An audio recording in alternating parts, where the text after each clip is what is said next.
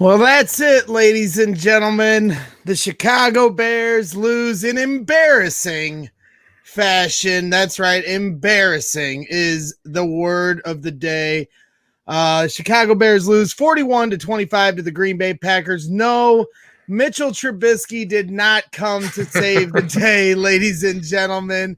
No longer are the Bears the king of the North. They are the dunce of the North, the dunce of the NFL. It feels like, Jake. I was holding on to that last sliver of hope. I even entered it as my pick in the midway minute for Kevin Kadick, our guy over there, doing a great job with his weekly newsletter. And, I bet with my heart for the first time in over a month. And a lot of it had to do with the return of Mitchell Trubisky. Of course, your baby boy. My baby boy. But to me, I did, after what I saw with Nick Foles, I did think that the offense would be better under Mitchell Trubisky. You saw a little bit of that, but for the most part, the wheels fell off the wagon today. The defense gave up 20 points basically right out the gate. Mitchell Trubisky throwing into double coverage downfield to Darnell Mooney was a big catalyst in the Green Bay Packers really separating from what was, a game the Bears were barely hanging on to being completely out of reach. And then, of course, in the second half, no points in the third quarter, trend we have seen this Chicago Bears team to do too many times. And then there's Mitchell Trubisky throwing into triple coverage and missing Allen Robinson on the cross underneath. So, it's a lot of the same mistakes that we've seen over and over and over since week one of last year. And that leads me to say it's time to blow it up. It's been time, but I was willing to give this team and this coaching staff and all these players a chance to make the playoffs. If they made the playoffs, to me, they have an argument to be made. But at this point now, you've lost to the Green Bay Packers. You fall to 5-6. You can draw up the scenarios all you want. I understand the Cardinals are sitting at 6-5 as the last spot in the playoffs. But I am at the point now where I don't want anything else to happen other than this team losing out. I felt confident about that a few weeks ago, like I said, when Nick Foles was in there and the offense was doing absolutely nothing. When I mean nothing, I mean not even getting first downs. Now, yes, Mitch comes in. It gives me a little false sense of hope, but we all know it was a little bit of fool's gold. But like I said, at 5-5, they beat the Green Bay Packers. They had 3 winnable games upcoming on their schedule. Now I'm worried about those upcoming games, Jake. I joked on Twitter, I'm almost half serious. I'd rather them move back to Nick Foles because I want them to lose out, because the direction of this team, it's 100% clear. If it wasn't 100% clear as day before the game, it is time to make a switch. And the only way I feel George McCaskey will do that is if they lose out, because if they fight for that last playoff spot until the bitter end, that might give George McCaskey that false sense of hope that I had coming into this game. They almost need these kind of embarrassing beatdowns. You saw it in 2014 when the Green Bay Packers took us to town and it was 42-0 on the Mark Trestman-led Bears. Mm-hmm. And I think there were a lot of people that thought Trestman wouldn't be fired after that season. The year before, they were a great team, an offense that had done things no Bears offense had ever done before, but it fell apart so fast that George McCaskey had no choice but to cut ties with Mark Trestman and Phil Emery. And I feel like we are at that same point with this regimen. Now, their contract situation is what is tricky, but to me, you have no choice but to wipe the slate clean with this organization and start fresh. And I don't care what the circumstances entail. You start fresh and you figure it out from there. What say you, Jake? Oh, I totally agree. It's been, the writing's been on the wall for a little while. I mean, the whole switch to Foles, you knew that it was totally exposing Matt Nagy as an offensive fraud, because he was brought here to do something with this offense. His first year, he did do it, and then subsequently every season after the fact, we've been bottom of the barrel. And this is one of those lows. You saw Virginia sitting in the press box, and I made a little joke about that on Twitter. But she's sitting there watching this. How many years does that lady have left on this earth? And she's got to be figuring, no time like the present maybe to make a change. But I don't know. I mean, firing Pace is a little easier. He's got 1 year left. Nagy has 2 years left. So I don't know what that means. And I just, honestly, I don't have a lot of faith in the McCaskies whatsoever. I think George is he's a very big faithful, and he loves the Bears, and the family loves the Bears. But you just see these guys like people that just happen to get, born into this. Like it's like royalty, like people who were just born into the royal family in England. They're just in succession. But I don't know that George knows anything about football. And the fact that they have to hire out consultants to help them hire a GM. And before that, they hired a guy in Phil Emery who totally embarrassed Urlacher's end of his career, just totally showed him the door, hired Mark Tresson over Bruce Arians, and made all these poor decisions. Then you have to hire somebody else to help you make choices. It's not a very big ringing endorsement for me that these guys know what they're doing whatsoever, and that they're just people that were born into ownership. You're 100% right. And I've seen this, conversation being had on Twitter. And I think there is a misconception because people say, oh, they don't care. As far as other McCaskies are concerned, I don't know. I can't speak on the other McCaskies, but George McCaskey does care. Does he know what he's doing is the question of the day. And his hirings have proven he does not. How do you get to that point? He's got to start fresh. We talk about it all the time with Ted Phillips. He can't be the face of your organization. He can't be the one that says on the nameplate, he is your president of the team. It just can't be. You got to have a football guy in there. It's just a fact, to me, or just, a fresh face, a fresh mind in there. I mean, I even see in the chat, because I said a football guy, but, and Berlissimo brings up hire Ozzie Newsome as team president and go from there. That's a good name. I would be down for something like that. Anything than what we're doing right now. I even saw a suggestion, and it could have been tongue in cheek, but Justin Crenshaw, he says Epstein is taking a year off. Is there 1 year? That's, it sounds funny, but you know what? Theo Epstein is a smart mind. I'd trust him to get the right people in place because, he's a forward-thinking person. I honestly, at this point, the people that are in place, I can't trust to make those decisions. Like you said, they hired Ernie Accorsi to make their decision. Someone that just came in as an advisor, not tied to the team in any way. If he gets it wrong, Ernie Accorsi's just sitting at his house in New York or wherever he's from. It's no skin off his back. He's not sitting there in front of the fan base taking the digs. It's Ted Phillips and Matt Nagy and Ryan Pace that have to wear all that. So now you get to this point. You have an opportunity here. We can all be upset as to what the circumstances are. There's no one more upset than me that this has fallen off the way it has since 2018. But you got to be able to look at the bright side of this. And the bright side should be, if you're the owner of the Chicago Bears, it's time for a fresh start. You have an opportunity to start fresh. Look at the Arizona Cardinals. They had Josh Rosen in a bad pick, in a bad direction, and they completely switched that and brought in, a coach and a quarterback from the same college. And Kyler Murray is becoming a superstar because they took a chance and they said, hey, what we're doing is not working. Josh Rosen isn't the guy, isn't the answer. Let's move on. I was a big Mitchell Trubisky supporter. We could go all night long about whose fault is what offensively, but those days are done. I'm with everyone. We can move on from Mitchell Trubisky. I'm just trying to tell people, don't be surprised to see him play better for a different team, because I don't think the problems here are a quarterback problem. I don't. Even as bad as he played tonight at times, I just feel like if we had a team with any kind of continuity around it, he'd be halfway decent. But there's more quarterbacks on this earth that can play the game and lead this franchise to the promised land.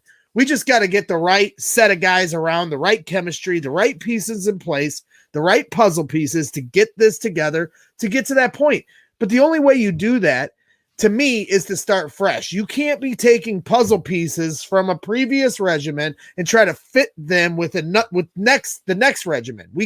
We have done that so many times. The Bears have, as an organization, roll over, players into a GM that doesn't want to inherit it, or a coach into a GM that he didn't inherit, and then a quarterback into a head coach that he didn't inherit. And it's just like a leapfrog of one after the other instead of just wipe the slate clean. And for me, going into last offseason, when we were talking about what direction the Bears should take for 2020, I said, push all your chips in on Mitchell Trubisky.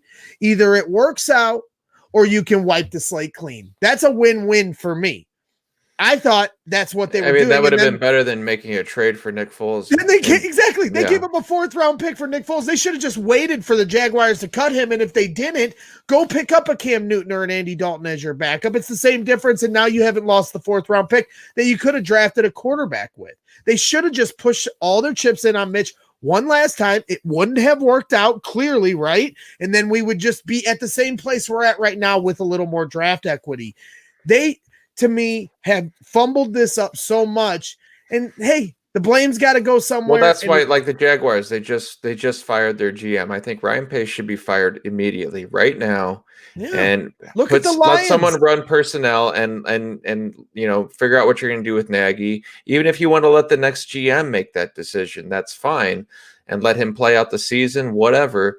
But we had that conversation this morning, and we said, who would you like to see if one or the other? And I said Pace, because as much as you can go back and forth on that, and I did a little bit myself, he set this up. He went all in 2018 and gave 2 first-round picks for Khalil. And he thought Trubisky was the right guy. He made that pick. That was incorrect. He gave, we all love Eddie Jackson, but Eddie Jackson has been terrible this year, and he's making huge money. Robert Quinn, horrible signing, in retrospect. And it's just kind of like, this guy has put us in a big hole here. Now I feel like if I'm a GM coming into the Bears, I'm fire selling a lot of this team in the offseason, seeing what I can acquire, try to make my cap situation a little bit better, try to get some picks and turn this team around a little bit. But it's almost a rebuild situation at that point. But that might just be the situation that they find themselves in. 100%. And they can't make the same mistakes they did before. The last time they were trying to make a regimen change and Chris Ballard came in, he said he wanted to get rid of Jay Cutler. That was his only rule. I'm coming in, but I'm getting rid of Jay. Well, George and Ted Phillips said, nope, can't do that. We got to keep him around, money on the book. Well, instead, you could have drafted Russell Wilson. I used to say back then, people would go, well, I said, get rid of Jay. It's time. The time has run out, just like the time has run out for this team. And people go, well, who's going to play quarterback? Don't worry about it. You can't cross the ocean. You never know. You're never going to know what's on the other side of the ocean until you try to cross it. If Christopher Columbus sitting there on one side of the ocean, what's going to happen when we get halfway across the ocean? There might be sharks. You got to try it. I don't care. And that's what they got to do. You can't worry about if you blow it up, what's going to happen going forward. You got to just do it. You got to throw your franchise into the water and try to swim that way. Because and that's one of the, I can understand if you're George McCaskey and you're looking at granted tonight the defense was absolutely terrible. Terrible. What kind of a game plan is what coming off 2 weeks? And they play 15 yards off Devontae Adams for the entire first half. Also in pregame where I said, if Hicks is out, here we go with Nagy. Let me get on this. All right, live with Matt Nagy, who's going to probably make a bunch of excuses. Talk about how much he loves the fight. Oh, what the hell? You're good. The volume bar at the bottom. Yeah, you're good. Pull it over to not letting me do it. You got it. Can you hear it? I can hear it. Can you? I cannot.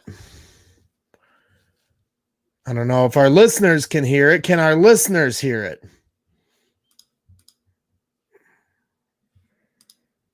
You can't hear it? Mm-mm. Nope. Barlissimo says he cannot hear it. He just said guys that care. Okay. Hold up. We're going to effort it. Hold up. And try to get it back. Technical difficulties, but Matt Nagy is live at Hallis Hall right now, and the Bears have lost 41-25. And we're here at Braggs and the Stands talking about it. I tried to predict the Bears to win. It was like I was willing them. It was my birthday. I drank all the whiskey I could possibly drink and tried to put all the positive vibes I possibly could to get this team a win today, and none of it worked. I even entered my pick into the midway minute, and that didn't work either. So now I'm down. I was 7-3 before today. I was feeling good because, I'm a biased fan. It's hard for me to pick against my team. But I had to go with my heart today. Now I regret it because, I could be sitting at 8-3. I'm competitive. I'm picking against these people, and me and Maggie Hendricks were at the top. And now people are gaining ground because I had to bet with my heart tonight. And you know what, Jake? You were right the whole time. I should have known. No. But nope. That's weird. Damn it. That is interesting. He just said someone asked him if he fears for his job, and he says no. So just to give you a little hint. So breaking news there. Matt Nagy not worried about his job after a 30-point drubbing against our hated rivals, and after starting the season 5-1, now falling to 5-6 after he's now made 2 quarterback switches, which he will try to say was because of an injury. Matt Nagy is not worried about his job. And you know what? I'm not sure what the conversations they have. I know George McCaskey is a huge fan of both Matt Nagy and Ryan Pace's, but I also know he was a big fan of Mark Trestman's too. So I'm not going to leave it out the realm of possibility that these two will be gone at the end of the season. I don't know. To me, if I was the owner of the Bears and if I loved my mother as much as George claims he loves Virginia, being serious, if you're going to own a team, Virginia talks about the history of this team. She's totally aware of what's going on and seeing how this franchise started to where it is. Do you really think she wants to end her life on this kind of a note with this team? No, I think he wants to do whatever he can. So to me, if they have an opportunity to wipe the slate clean and get the right people in place, I think George would do that. I'm going to have faith in it. Because for me, if they go into next year and bring Matt Nagy back, Ryan Pace back, and then let's not forget, Nick Foles has a player option, so he is going to be back. There's no way he is not going to take that player option. So to me, if they trot Nick Foles back out there, I'm going to lose my mind. So we are still trying to effort. Still nothing? Mr. Nagy. I don't know. It's still nothing, which is frustrating. I'm doing the same stuff I always do, so I don't know what's going on. That is interesting, to say the least. I'll keep trying. No, that's okay. And we appreciate you trying. But, to me, it's a tough day at the office. I'm less interested to hear what Matt Nagy says and I was more interested to hear what Mitch Trubisky had to say, because we all know what Matt's saying. Matt didn't even call the plays tonight. Bill Lazor was calling the plays. I'd almost rather hear from Bill Lazor at this point. It's like, if Matt Nagy isn't calling the plays anymore, and if Matt Nagy isn't calling the plays anymore, and the defense is still coming out the way they did tonight, to me, that was the biggest disappointment. Everybody's getting all hopped and shaken about what Mitch is going to do. How's he going to respond? And then right away, the defense just gives it up. And it was like the game plan made no sense to me, for years, all the way back to the Lovie Smith early days. Why do we play so far off wide receivers? Why don't we jam at the line of scrimmage? I went to a Bears Expo one time and straight up asked Lovie Smith and all of those head coaches, when they used to sit at the front of the podium and any fan could go up and ask, how come we don't jam at the line of scrimmage? And it felt so silly asking it because I've never played football, but it seems so simple to me why they cannot just stay up on a guy. And you see them throw a quick shot to Devontae Adams, and Kyle Fuller's 20 yards back. He's one of the best corners in football. It just makes no sense to me. Aaron Rodgers has repeatedly gotten off to 2-score leads since the day he entered the league on the Chicago Bears, even in the NFC Championship game. 14-0 right out the gate. Why do you let him get off so quickly? If you're competing at the line of scrimmage, fine, but to just I hate saying to just let them, because I understand the defense is trying, but it appears that way when you play so far off. It makes no sense to me. And neither does this stupid volume. No, I cannot. All right. Fuck it. Wah, wah, wah, wah. That's okay. Because, like I said, we're here to kind of lick our wounds and try to reassess this. It's been a frustrating night, to say the least. But, like I said, maybe we are heading towards the avenue of more clarity. And for me, that's why I say time to blow it up, time to move it on, time for some change. That's where I'm at. It's gotta happen. It's gotta happen. You can't go into next year with the same old song and dance, George McCaskey. And you're gonna hear so many fans say that. And if you go into next year with Nick Foles, Ryan Pace, and Matt Nagy coming out there, I said I wouldn't go to the games.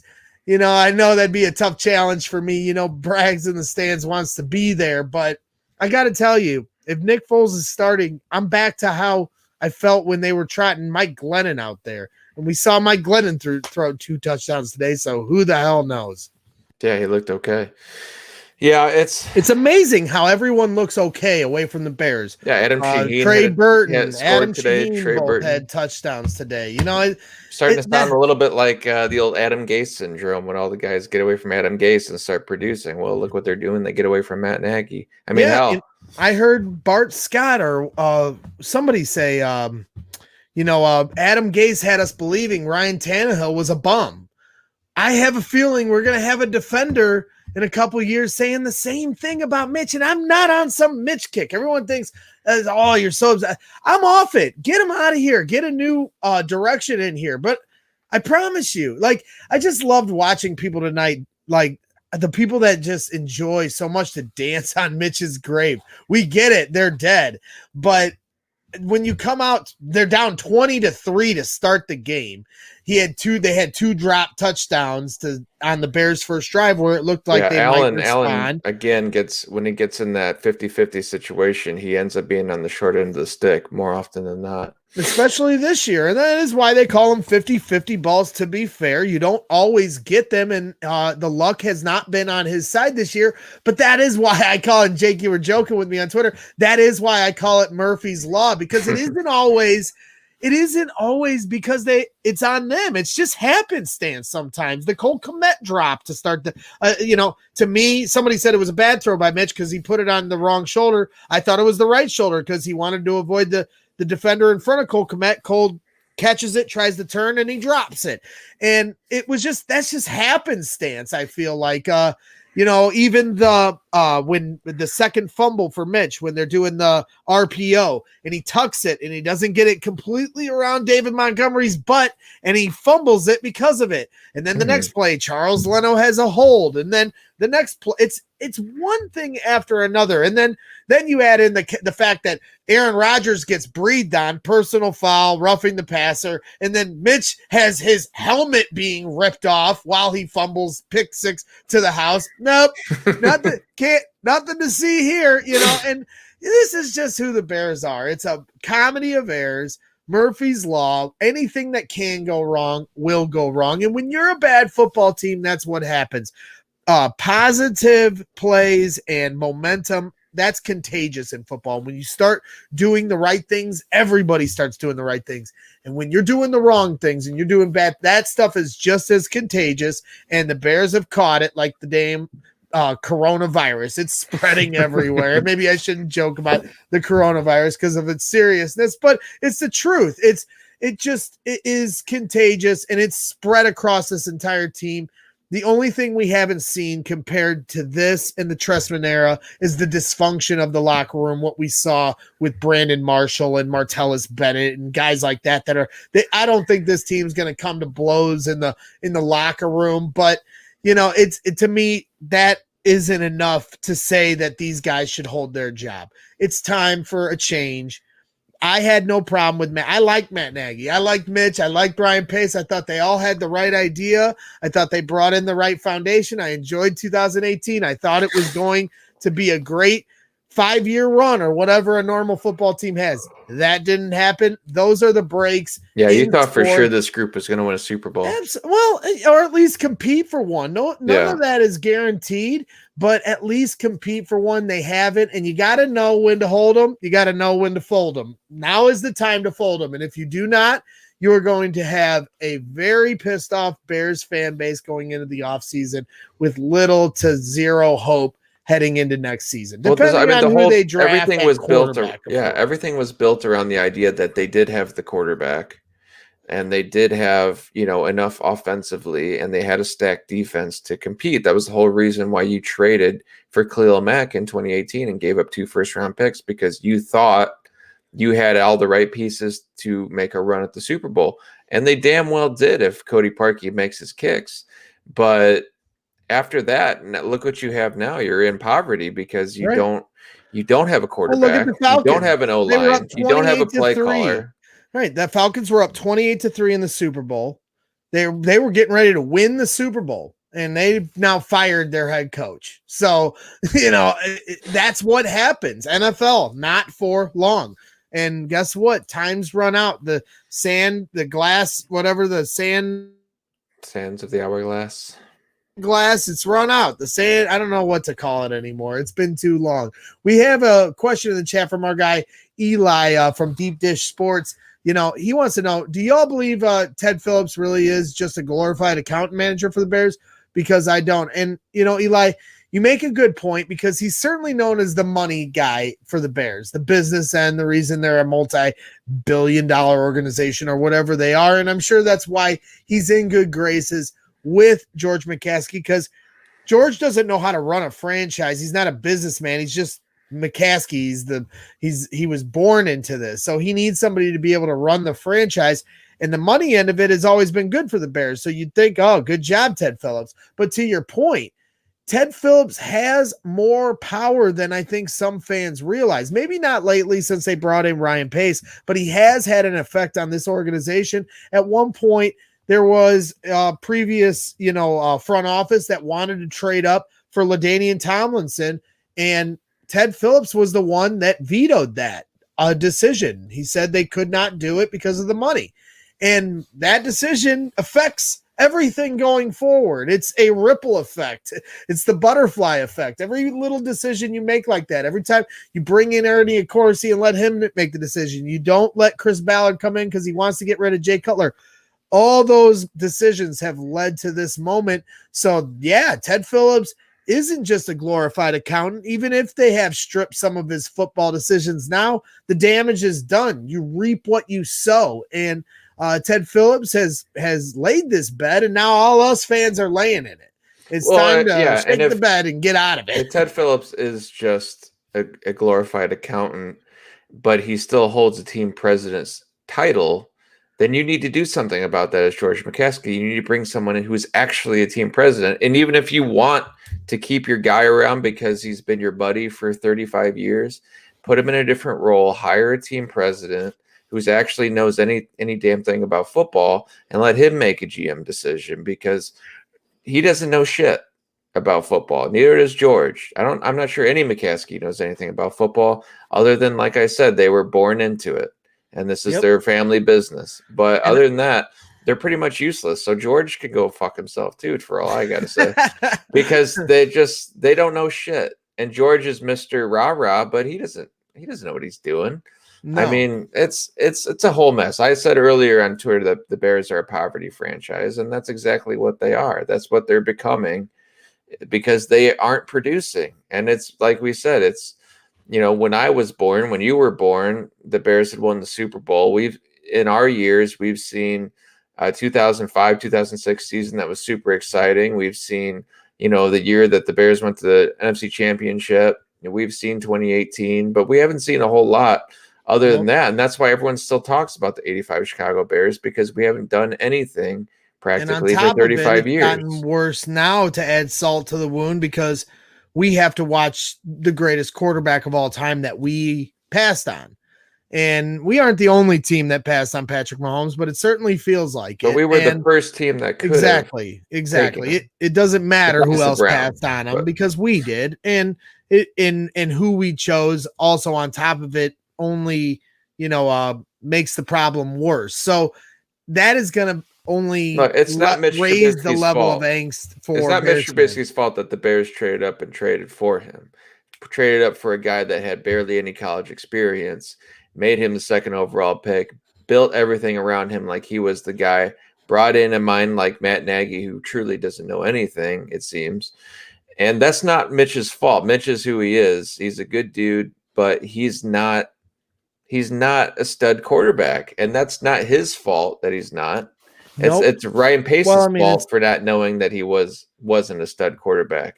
So, I mean, in that regard, I still I'm not trying to make excuses for Mitch, but this is why I'm saying Ryan Pace needs to get fired immediately, because Right. he built all of this. He made this roadmap for this team for the past, 6 seasons now, and it's completely failed. So he Yep. should be out now. And Jayhawk Swagga asks in the chat, what's the future of the QB position? And certainly it means, they didn't pick up Mitch Trubisky's 5th-year option. He's gone at this point. That's obvious.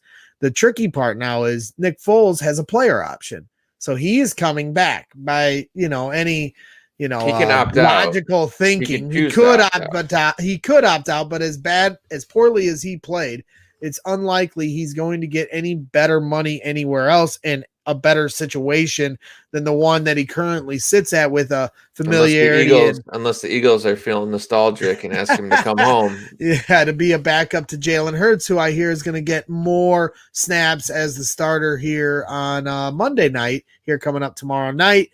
But to me, that will be it. It'll be Nick Foles as the backup / veteran, and they will draft a quarterback. The Bears are going to have to fill a quarterback room after this season, because they're going to have nobody. Tyler Bray has no business being on this football team. But that's where I'm hoping that the slate gets wiped clean and everyone gets fired, and that person says, I'm eating the money with Nick Foles. I'm eating the money. Everyone's gone. And they need to eat the money on a lot of things. I wouldn't they need to trade a lot of players. Came in and traded Khalil Mack and everybody else and tried to get as much equity as you possibly can. If you can move Mack, do it. I don't know what you're going to get. People might shudder at that stuff, but guess what, people? This is where we're at. It's time to blow it up. There's no point to have a guy like Mack on this team. There just isn't. When you have no offensive presence, why are you paying out for studs on the defense? It doesn't make sense. So, I mean, the Bears have good players at all 3 levels of that defense. Even if you got rid of Khalil Mack, you're still going to have Quinn here for better or worse. So he's going to be a guy you still have good corners. You still have Eddie Jackson on the books. Maybe you trade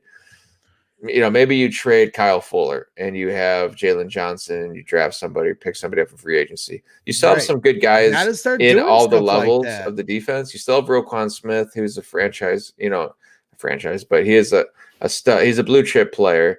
Jalen can be a blue chip player. Eddie should be a blue chip player. You still have good guys that you can get rid of some of the fat and still have some quality guys on the defense. But the offense just is going to need a lot of work. There's no way Allen Robinson's coming back. Nope. No way. And I don't even know if the Bears unless they franchise tagged, unless they franchise tagged him, of course. So then I don't want that. They need to just start moving in a different direction. I mean, it's painful to say, but the truth hurts. And, I know our guy Berlissimo is hurting over there in London right now. He's actually from Birmingham. I always say London because it's easier to call him George from London, but he's actually from Birmingham. You've been over there a few times, so you're familiar with that area. I learned it all last year, but to be up at 4:40 a.m., I'm sure it's a little later now. Yeah, that's a fan. That's a true I probably fan. would have went to bed at halftime. I was putting up curtains. The Chicago Bears fans deserve better. I know a lot of people were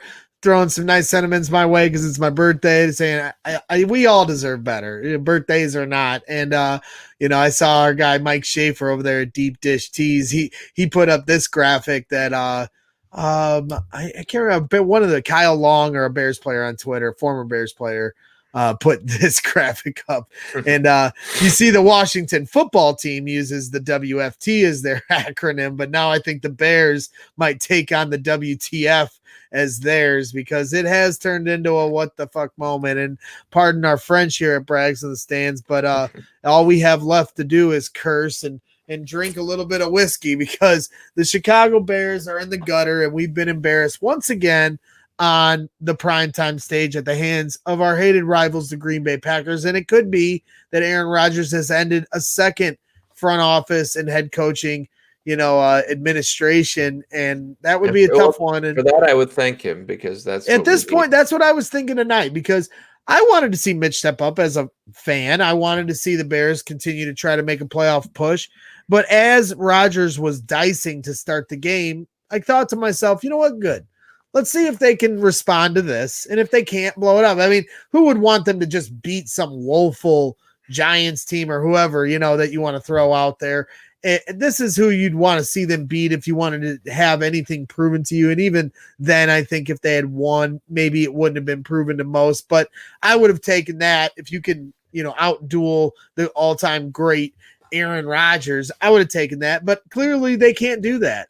No. Even on their best day, they could have played good football. I can't believe they put up 25 points. I mean, granted, they did it. It was on garbage time, but even then, like, I was surprised that it went that far. It was garbage time. Not to say that the Packers they weren't giving up. They're going for two. They were certainly trying to turn the knife in our side, and they're Aaron Rodgers is always good for that. So it was tough, but I agree. 7 years coming off a bye and still can't win, especially under this this coaching staff, for whatever reason. 2 weeks to prepare for the Packers, Nagy and they put never get guys ready to play ever.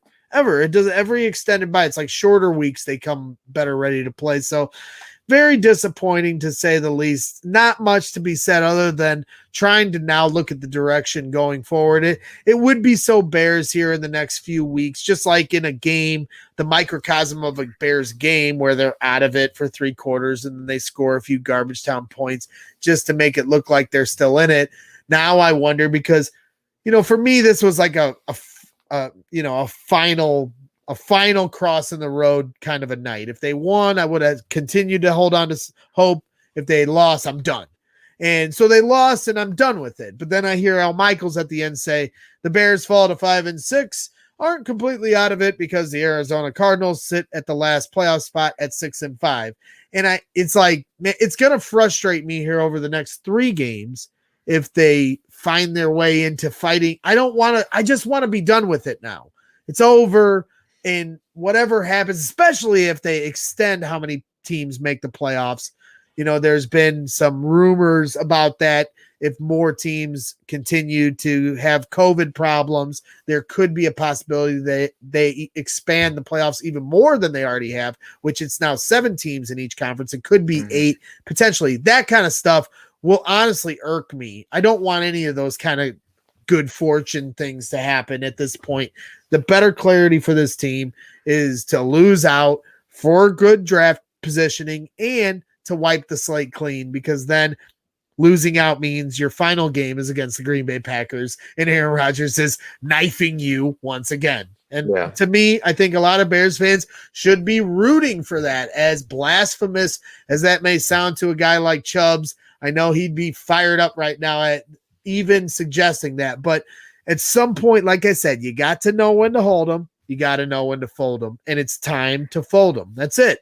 It is what it is. I'm not trying to. You got to be thinking big picture, regardless of. Yeah, we all want to win a Super Bowl. How do we get to that point? What's the fastest way to that point? They've dropped 5 straight games after being 5-1. And that they don't have a quarterback on the roster for next season. They don't have the future on the offense. And it's just like the coach that's here cannot run an offense. And you just something's got to give, because there has to be a change. You want Ryan Pace to pick the next quarterback? I mean, I don't. Why would you trust him to do that? So in some regard, you have to just know, like you said, know when to fold them. And this is a situation when the Bears, for the better of the franchise, they need to fold. And that's how it goes, in my opinion. Yeah, 100%. How about them Bears? That's when we were happy. I love that guy. I'm going to miss him, too, because if only DeAndre Swift would have caught that pass. And the You know, Falcons the too, Falcons because game left you took Mitch them in that then, game. but now you're killing yourself that you won those games early on because of draft positioning. I mean, we fell one pick short of Aaron Donald. How many times have we missed the guy by a few picks, and now we're targeting a quarterback going into the Yeah, draft next year, I think the and Bears sit at everyone knows we're 14 right targeting a now. quarterback, right? So There's so many teams that need you're going to have quarterbacks. teams that are going to try to trade up ahead of us to get the quarterback that we're trying to get. This is the kind of stuff that we're going to have to deal with here in a few months. And I'm, not really looking forward to it. But, when we get to that point, I guess that'll be some fun conversation because it'll be fresh and new and trying to find a new direction. And I'm sure guys like, Berlissimo and Draft Dr. Phil Filatoshin, who were on this morning for our pregame show, had some fun kicking it around. I'm sure they're going to be all over it. The quarterback from BYU looks interesting. And there's some different, the quarterback from Alabama. I know a lot of people have been high on here lately. His stars starting to rise a little bit. And there's been some different names. I'm not the draft connoisseur. We're going to have to bring some different people on here going forward because that's definitely where it's at now with the Bears. The next step. It's over. The whatever was the 2018 Bears is dead and gone. If last year didn't completely bury them, the hatchet is now it's done.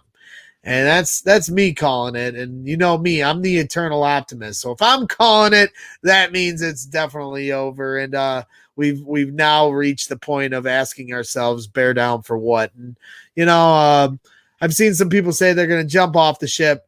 Don't jump off the ship. I know it sucks. I know times like this are tough, but as a Cub fan who went through years of misery, years of demoralizing losses, moments of, you talk about fleeting moments of greatness only to be met with disaster. The Chicago Cubs embodied that for the longest time. And the Bartman incident, I went to the game after Bartman and I watched a 90-year-old lady crying in her seat after the Cubs lost Game 7 of the NLCS. She never got to see her Chicago Cubs win a World Series. She spent probably 100 years of her life rooting for a team to never see them win. I'm 35. We're 35, Jake and I. I feel like we still have plenty of time. These times are tough, but they only make the champagne taste a little sweeter once we get to that point. That's the only solace I can take. You got to get through the tough times to truly appreciate the good ones. I don't know how would you even anybody jump can ship hop anyway? on a you get your fandom comes to you almost organically, typically, or whether it's something that's sparked your interest, a player that sparked your interest, or in our instances, we grew up right around Chicago, so naturally you're gonna be fans of the teams around there. Your family roots for them. So I don't know how people just jump ship with it. I'll be Bears till I die, but unfortunately, that it could be a sorrowful. What's sad is I hope not. Is it ownership? Because we talk about changing the GM, we talk about changing the head coach, the quarterback, Ted Phillips. But, I saw Shane even point out, you're fooling yourselves if you think any kind of firing is going to change anything around here. It's not. And he makes a salient point because, look at the Blackhawks, look at the Chicago Cubs. Until their ownership changed, they didn't have that real franchise turning moment. And Virginia McCaskey is getting older. Will she, once she passes away, will the rest of the McCaskies choose to sell the team? We don't know. Maybe they will. If they don't, we have to root for them to figure it out. And I do want to give a shout out to Berlissimo. He's heading off to bed at 5:18 in the morning out in Birmingham, England. And we appreciate you, George. And we appreciate, rest, George. All the, football knowledge you brought us this morning, although it did us no good tonight. You should have been in that Bears locker room giving out that knowledge. So, I think that about wraps things up here tonight for the post-game show. We've rambled on enough. We were on for an hour this morning celebrating my birthday, but it's no longer time to celebrate because the Chicago Bears are done, and it's just sad. And I'm gonna miss this regiment tomorrow. Yeah, and now we're rooting for everybody to get fired and kick people to the road and curb and move on to the next regiment. It all started with this car, and now the car and what was The it? A car. he did the dinner reservation with one of the Bears players' names or something, The George car has Halas or something. crashed. Yeah, exactly. The car has crashed and burned, and no more training camp. We don't even get to go to Bourbonnais anymore. And tonight, I'm sure this is actually a live look right now at Matt Nagy in his war room. He's crying, and this is where we're at. Little It's bitch. sad. It's the end of an era, and for me, I take no joy in it. I truly just wanted them to figure it out, but like I said, once those days are done, you got to know when to push those chips in and say, I'm out. So I'm out. I'm pushing my chips in. No more.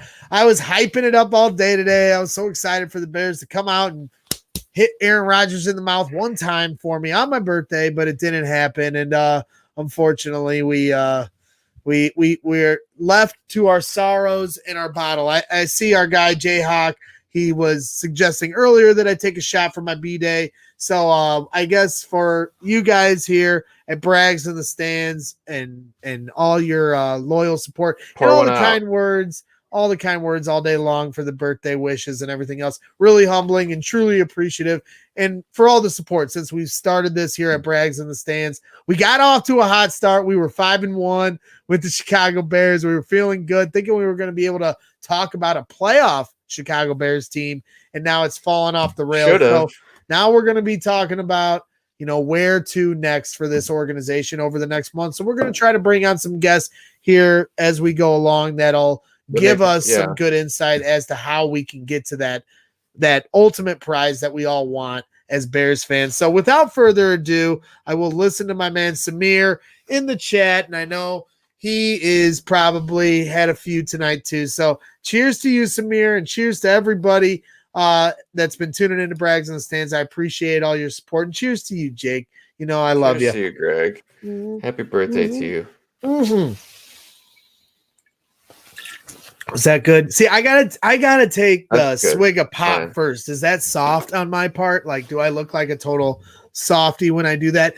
I can't help it because I can't help it. I need the. It's all good. It's all good. Don't worry about it. All right, because I get embarrassed. Your birthday, you get away with whatever you want.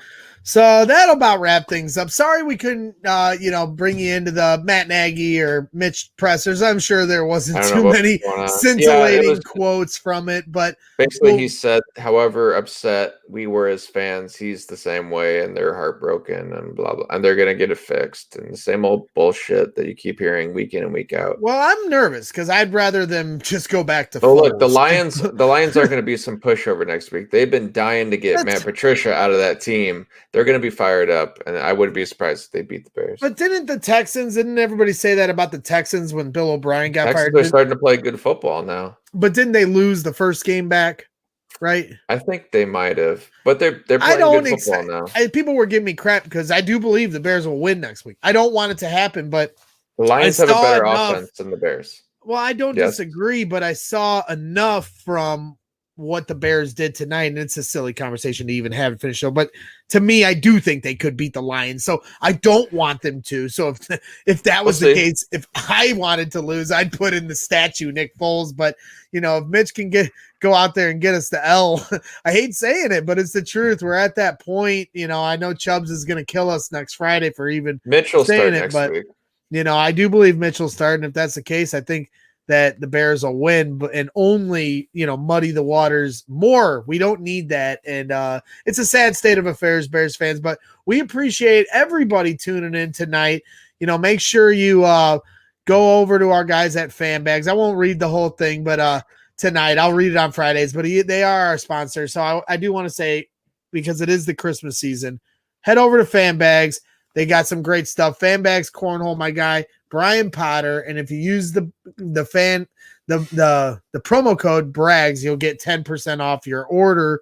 And he's got some great stuff. It's almost the Christmas season, and Brian will set you up nicely. So that'll wrap things up for tonight. Brags and Stands post-game show. Not a great birthday. Didn't get my birthday wish of Mitch balling out. Instead, it's, of course, Bears lose, falling to 5-6 on the season. So we'll catch up with all of you Friday night, 7 p.m. Central, as per usual. We'll have a special guest on to try to get us through this and try to figure out exactly why we are bearing down, but we don't know. Until then, for my guy, Jake, my co-host, Jake, I'm Greg Braggs. This is Braggs in the Stands, and we are embarrassed. Bear down.